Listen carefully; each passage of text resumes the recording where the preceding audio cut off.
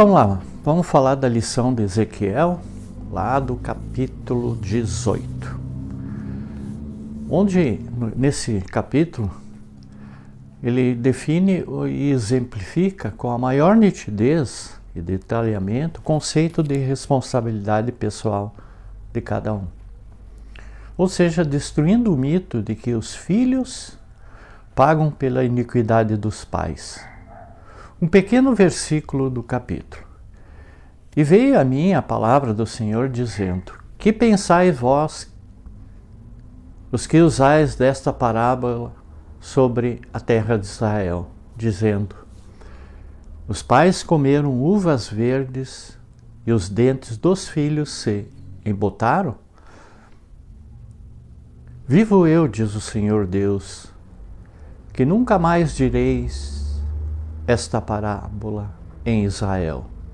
Eis que todas as almas são minhas, como é a alma do pai, assim também a alma do filho é minha.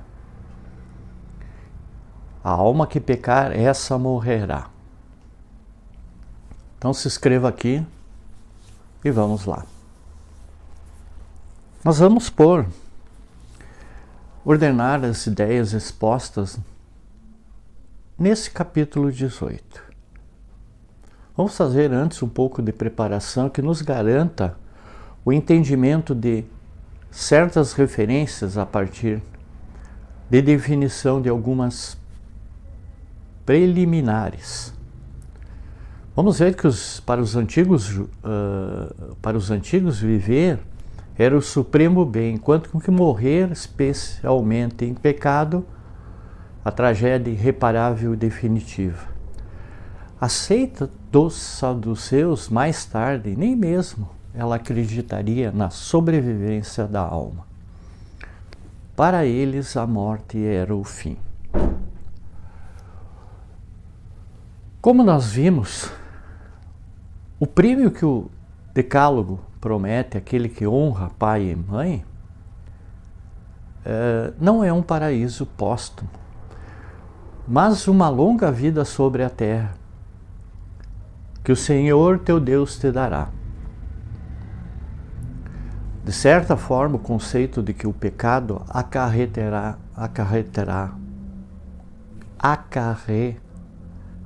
a morte do pecador, preservou-se da dogmática cristã, dado que o pecado afasta o homem de Deus. Nós vamos ver que é necessário entender bem que ninguém poderá desligar-se de Deus simplesmente porque não existe, senão nele, criado, sustentado por ele. Vivemos e nos movemos em Deus, e neles temos o nosso ser. Isso quem disse foi Paulo de Tarso.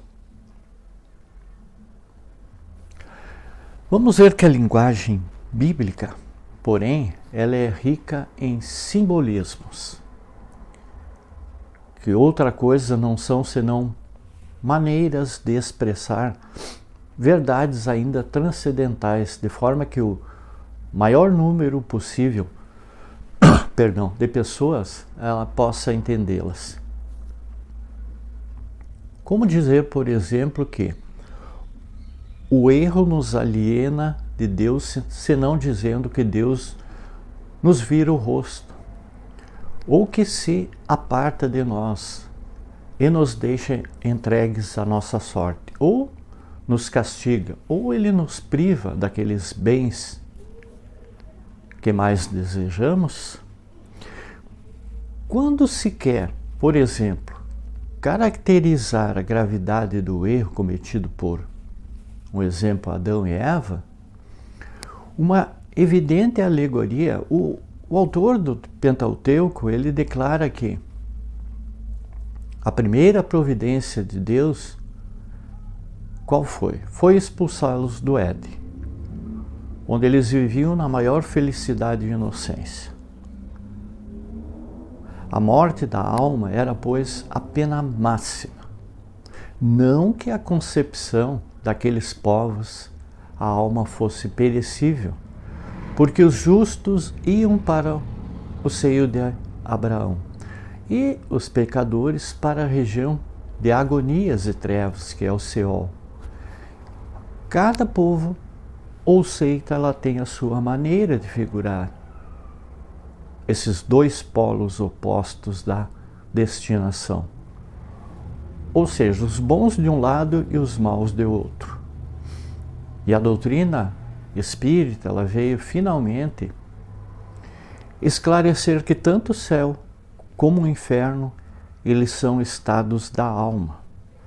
Porque o ser humano, ele leva mais para onde for, aqui ou no mundo espiritual, onde o seu próprio céu, o seu inferno interior. E outro ponto a destacar ainda nessas preliminares é o conceito da justiça. E era considerado justo aquele que cumprisse rigorosamente os preceitos morais contidos na lei divina e nas prescrições posteriores, elaboradas principalmente por Moisés. Justo era, portanto, o homem de bem, cumpridor dos seus deveres religiosos e sociais. Justa era a mulher honesta, fiel, de procedimento correto. Então o prêmio do justo era o mesmo de sempre: viver. O destino do pecador era a morte. No contexto dessa linguagem moderna, o conceito bíblico de justiça, ela tornou-se um tanto obscuro para a mentalidade atual. Praticar, fazer, exercer justiça hoje é diferente de ser justo, tal como entendiam os antigos judeus. No contexto da Bíblia, o ser humano é justo quando ele age com justeza e não necessariamente com justiça. Não é nada justo, por exemplo, aquele que resolve fazer justiça por suas próprias mãos e matar um inimigo como queiro. Somente assim poderemos entender frases como esta: ele viverá por causa da justiça que praticou, ou seja, aquele que foi um homem justo, bom, caridoso, pacífico, correto, e por isso será premiado por suas virtudes. Tanto é assim que não se emprega jamais a forma negativa em frases como esta: o injusto será castigado ou morrerá pela sua injustiça.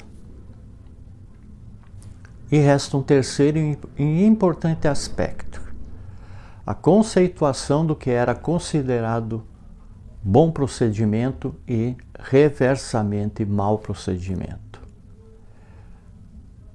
Vamos ver que era considerado bom, justo, aquele que cumpria os preceitos da lei. Quais eram? Não ser idólatra, não trair sua mulher com outra, nem o seu amigo ou irmão, seduzindo-lhes a esposa. Não emprestar dinheiro a juros, não ser violento, ser carinhoso ou caridoso, na ajuda ao pobre, e evitar, enfim, o mal e procurar praticar o bem, ainda que certas regrinhas hoje inexpressivas também fossem incluídas nas proibições, como comer nos montes. Era considerado ímpio, em oposição ao justo, aquele que praticasse os erros codificados na lei. E segundo se infere, havia uma parábola entre os judeus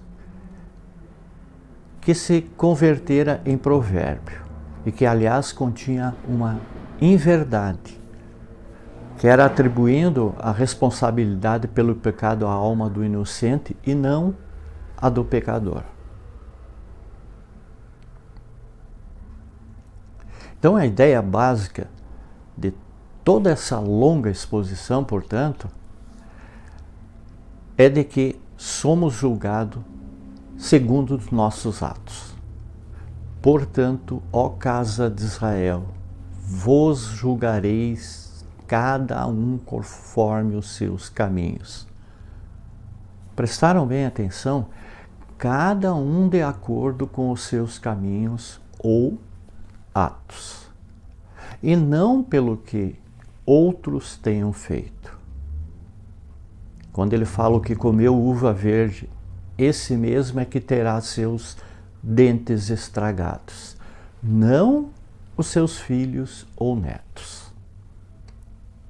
Figuremos, porém, o caso mais comum daqueles que não tiveram o bom senso e a disposição de se utilizar das oportunidades de conversão à prática do bem.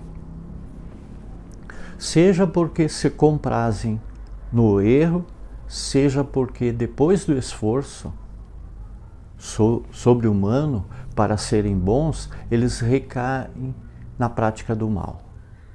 Ou ainda, porque tenham praticado crime grave já nos últimos momentos da vida terrena, sem tempo de corrigir-se. O que fazer dessas multidões de seres em falta? Já vimos que Deus está disposto a esquecer os erros daqueles que se regenera, desde que eles confirme na prática do bem. Já vimos também que Deus não deseja a morte do pecador, ou seja, a sua condenação, mas que ele renuncia ao erro. E se Deus não o deseja,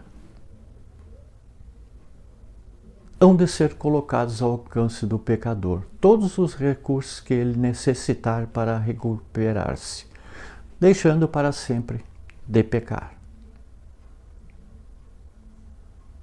Esta é a lição que Ezequiel, o profeta, nos deu lá no capítulo 18. Muita paz, muita luz, gratidão a todos.